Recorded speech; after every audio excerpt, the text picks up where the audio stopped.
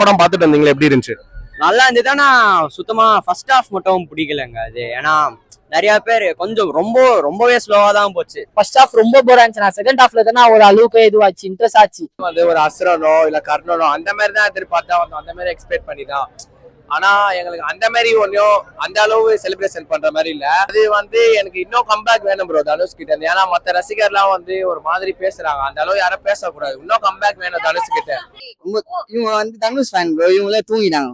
அது ரொம்ப ஸ்லோவா போகுது ப்ரோ படம். ஆமா இருக்குது, ஆனா அது ரொம்ப ஸ்லோவா எடுத்துன்னு போறாங்க, முடிச்சிட்டாங்க. ஃபர்ஸ்ட் ஹாஃப்ல கிடைச்சது அவ்வளவுதான் ப்ரோ.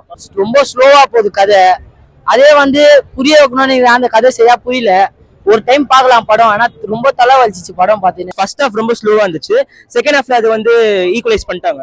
ப்ரோ ஆடியோ லான்ச் ட்ரைலரை மட்டும் 30 ரூபா போட்டு காமிச்சாங்க ப்ரோ. அப்பயே தெரிஞ்சிச்சு படம் நல்லா இல்லைன்னு. இங்க நல்லா இல்லை ப்ரோ, உண்மையா தூக்கம் தான் ப்ரோ வந்தது. தொண்டை எல்லாம் வந்துச்சு, வேஸ்ட் தான் ப்ரோ படம். இட்லி கடை நல்லா இருந்துச்சு ப்ரோ, இந்த படம் நல்லா இல்லை ப்ரோ. மமிதா பைஜு ஆக்டிங்கும் பயங்கர ஒன்னும் அவங்க ஸ்கிரீன்லயே வரல. பாத்தீங்கன்னா ஒரு 2-3 சீன் வந்திருப்பாங்க மேக்சிமம் அவங்க. ஆனா பரவாயில்ல, ஓகே, நல்லா தான் நடிச்சிருந்தாங்க அவங்க. மமிதா பச்சி ஆக்டிங் அவ்வளவா இல்ல, சாங்ஸ் அவ்வளவா இல்ல, பிஜிஎம் தந்தது சாங்ஸ் அவ்வளவா இல்ல. நல்லா இருக்கும் அப்படின்னு நினைச்சு வந்தோம். வந்து பார்த்தா ரொம்ப டிசப்பாயிண்ட் ஆகும். இந்த படத்துல கதை நல்லா இருக்குது, ஆனா ரொம்ப ஸ்லோவா எடுத்துட்டு போயிட்டாங்க. எதிர்பார்த்து வந்தோம் நல்லா இருக்கும்ட்டு, ஆனா போர். ரொம்ப ஆசையா வந்தோம். நான் வெறுப்பாக நட்டா வெளில வெறுப்பாகுது, டென்ஷனா ஆகுதான். தூக்கம் வர்ற பயங்கர ஸ்லோவா தான் இருக்குது படம்.